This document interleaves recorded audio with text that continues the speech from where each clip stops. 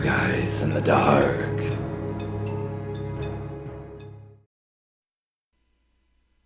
My housing complex, which the units are basically small cottages, are made for 2 roommates, with a common area and attached kitchen. A small storage closet in the common area containing water pipes leading to Suite A's bathroom. The 2 private areas of the suite contained a private bedroom, a sliding patio door, private bathroom. Sounds pretty ideal. My roomie, Jed, liked to throw parties. He liked tarantulas too, and he kept 6 of them. For the sake of saving my effort in recounting this story, there's a rundown of the chaos. This run-through of incidents is going to be kind of terse, because I'm working off of a checklist that I made a long time ago. During our stay together, my roomie, he'd brought his motorcycle into our common room because he was afraid that it would be stolen. This was fine, but then he started it and let it idle for 15 minutes without opening up any windows, causing all of our stuff to smell like motorcycle exhaust. After his girlfriend had left him, he went berserk in his private bathroom with a sledgehammer, or a geologist's hammer, and smashed all of his bathroom figures. I'm not sure of this, but I believe just before she left him, she ended up screwing some guy with public lice in my bed during a party. His toilet was inoperative at this point, so he used mine for a while, until I refused him access to mine. Later I would find out that he had shat in garbage bags and kept them in the common room closet for weeks. More on this much later. He set fire to our carpet with alcohol during a party. He peed in the fridge. He shat in the fridge as well, also in the crisper drawer, on the top oven, and instead of cleaning it up, turned on the burner. His reasoning was carbon is easier to clean than feces. He left a dead cat he found somewhere in our oven for a week and forgot all about it. I discovered it much later.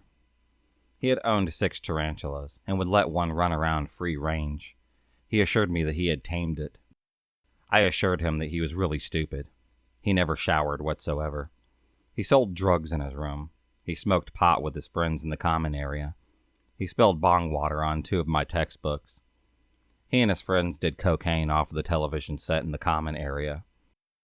He had a party to which he invited too many people. They spilled into my room. Strangers had sex in my room at that party, in my bed. One of them had public lice. Someone took a dump in my closet. Someone had left a used condom in my slipper. I discovered all of these things after it was much too late. Morning after said party, my mother had knocked on the front door, and a stranger from that party answered and immediately threw up on her legs. Crackheads would regularly come by our apartment at all hours of the night, trying to buy drugs because of his illicit activities. Whenever I answered the door and indicated that there were no crack to be, they would sometimes get really desperate, belligerent, and violent, and refuse to leave. He put food products containing milk, meat, and cheese on the heating unit and turned it on for 3 hours to see what would happen. I could have told him what would have happened if he had asked me. He got angry at some video game he and his friends were playing in the common area, so he busted into my room while I was sleeping, punched me in the face and stomach. A few days later, he had put a tarantula in my bed sheets while I was sleeping. Thankfully, I wasn't bitten, but I was freaked out, and still sometimes jump out of my bed in the middle of the night for no reason and attack my sheets. He did leave feces in a lot of our fixtures. He'd put it in baggies and leave them in strange places. I was thankful when he used a baggie. A few words of advice for potential roommates. A light fixture is not a toilet. A heating vent is not a toilet. The sink isn't a toilet. The oven isn't one. That is all. I was pissed off at this point. He refused to clean or take care of all the messes that were listed above, so I ended up cleaning them by keeping an hourly log and catalog of what work I did and worked out a bill, which I sent to him. I was tired of cleaning things out of our refrigerator, finding turds in our crisper drawer, and on the stovetop, vomit on the carpet, in our potted plants, on the grill of our television set, urine on the carpet, kitchen floor, sleeping behind the refrigerator, dead animals in our oven, freezer units, and bags of shit hidden in our light fixtures. Have you ever had to move a refrigerator out of its little nook just to get behind it so you can clean that stuff mixed with whatever lurks behind the refrigerator in the first place. After sending him the cleaning bill and getting a refusal of the payment, I took some of his stuff, dumped it in a storage unit across town, and held it until he had paid me back. He stole some of my stuff in retaliation, but I called the cops and repossessed my belongings. He was unable to articulate to the cops that I had some of his stuff in his exchange. So I ended up basically getting my stuff back while he had to be put in their car to cool off. Upon retrospect, I think maybe he became mentally ill after losing his girlfriend, and not being able to part with his feces was part of his illness. This is just me speculating. He wasn't poor. He was from a very wealthy family. They don't come into the picture, though. This is where the ceiling begins. Put a date mark right there, because this is where shit gets really crazy. I had enough. I bought a mini fridge, a plug-in stovetop, 2 padlock foot lockers, wooden bar duct tape, a remote control car, and an external padlock. My private area had 2 entrances. Here I best sum up my little fortress in this post that I made in another thread. Upon reflection, I really want to share how I kept my roommate out of my private area. It was dubbed the Home Alone security system. I had 2 potential entrances in my private area. A sliding glass patio door, regular door to the common area. I had secured the common door with a padlock on the outside, which was actually just for show. The inside was barricaded. At the bottom, I had rolled up a towel and sealed the rest of it with tape to avoid the smell or other chemical assaults from the common area. I packed against the door with my king-size bed, which was in turn secured from being dislodged by a bookshelf full of weights and books. Even if he had gotten through the padlock, he would not be able to open up the door without busting in it too. The 2 halves of the door was unsecured. I was worried that he might break the door and then gain access, so I had seized his stuff. I had put it in public storage across town. Now the sliding door is where the Home Alone shit comes in.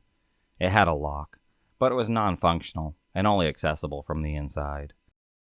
So in order to secure the door while I was away, I got a remote-controlled car, attached it to a string which was secured by a fish-eye screw at the top of the door, tied it to a security bar which would drop into the thread of the sliding door, preventing it from being opened. Anyone who has a sliding door would know how this works, but if anyone needs further explanation, I'm happy to furnish it. So when I came home, I would whip out my little remote control car, make the RC car run off and lift the bar, then gain access to the apartment. To prevent this system from being discovered, I papered the inside of the sliding door with butcher paper. I ran a wire outside of the door in an obvious manner, so that the roomie would think that this wire somehow, if tugged correctly, would undo the lock. To my knowledge, all of his attempts to get inside my apartment were by messing with this wire, which was attached to the handle of an antique coffee grinder and a paint can. If you tugged it, you'd get a weird uneven resistance as the handle cranked turn, and the paint can danced, which added to the illusion that this wire has some secret way of ingress. I heard of this account from the neighbors because it occurred while I was away, but apparently he had lost his front door key, had some kind of intestinal problem, and had to go really bad. All the neighbors he knew had already hit up for toilet access and been refused by this point, so he's swearing like crazy, yanking at this wire, and bashing against the door in a frenzied desperation when the neighbors call the cops. Reported a B&E. When the cops show up, he's already in the bushes, just outside of my window. I hate him so much. I think he went crazy, lost all of his friends at some point, because around the time that I had barricaded it, I stopped hearing parties. In fact, I stopped hearing anything from the common area of the apartment, except for the occasional formless moans and thumping. I don't know precisely what went on in there, because I mentally washed my hands of the whole area. I did, however, start smelling odors. I taped up my door. I knew that it wasn't smart to do things like this, but I was just sick of dealing with this shit. I didn't call the landlord or anything, despite the fact that I knew he was destroying things over there. After cleaning so much of his stuff up, I just wanted the universal God of justice to see what the wreck the place would be without my presence. What I do know of what transpired over there, I can only reconstruct from forensic evidence, what precisely was destroyed, what common friends have told me in their accounts, and 2 forays over into the waste zone over the next 2 months. I essentially didn't see the front door of our apartment during this time. So my buddy's dad bought him and his brother a house to live in during university. I and another one of our friends had moved into the house, but there were still 2 rooms vacant, so they posted the vacancy online post. One random guy took one of the rooms. He moved his stuff in one day at around 5 a.m., which we thought was pretty strange to begin with. Now, he wasn't a student at our school. He actually moved to the city to be with his girlfriend, who was a student. Unfortunately for him, a couple of weeks after signing the lease, his girlfriend had dumped him. He was a strange guy to begin with. He was the filthiest person that I have ever met.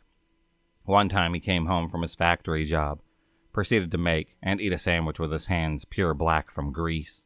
It's pretty gross, and strange considering that we have sinks and soap in our house. Over time, he actually started becoming a lot more normal, probably because he came out and partied with us a lot. When we would go out, he would stay at the bar until closing and bring home some unattractive girl who was smashed out of her mind. He actually wheeled quite frequently. Then things started getting a little off. He developed a rash of some sort, which I thought was because his room was disgusting and there may have been bugs living in it. However, that's not what he thought. He told my friend that he thought he had been putting chemicals in his laundry soap to give him a rash, which of course we didn't. The paranoia continued with him misplacing his driver's license, which he thought that we had stolen and hid so that he couldn't come to the bar with us anymore. Again, wasn't true. So after a few weeks of him clearly developing paranoia, one morning the shit hit the fan. I woke up one morning at around 6 a.m. to the sound of someone running up and down the stairs. I was half asleep and didn't know what time it was, so I just assumed one of my roommates was late for class or something. Then I heard more frantic running, followed by my other normal roommate screaming. I jumped up, ran out to the kitchen.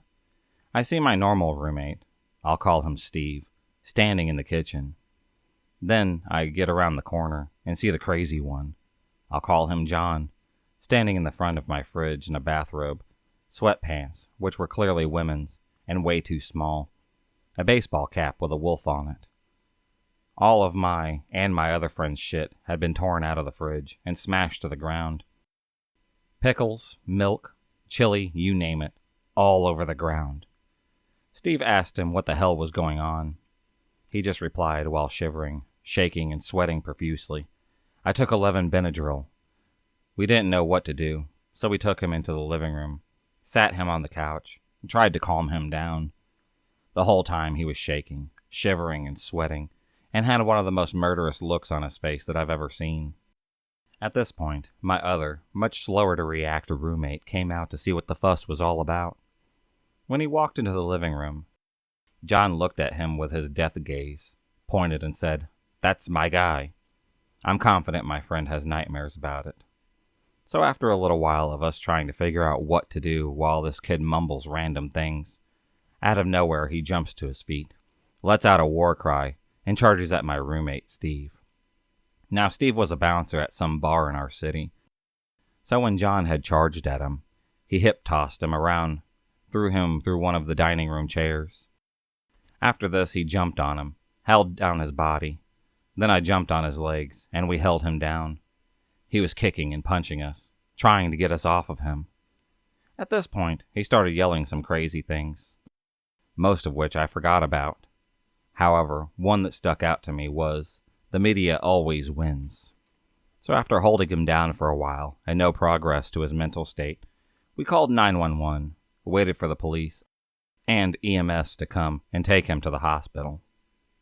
Now, before I explain what happened next, I should explain what happened after he got taken away. We were, of course, quite shocked and curious, so we went into his room to take a quick look at what the fuck he'd been up to all night.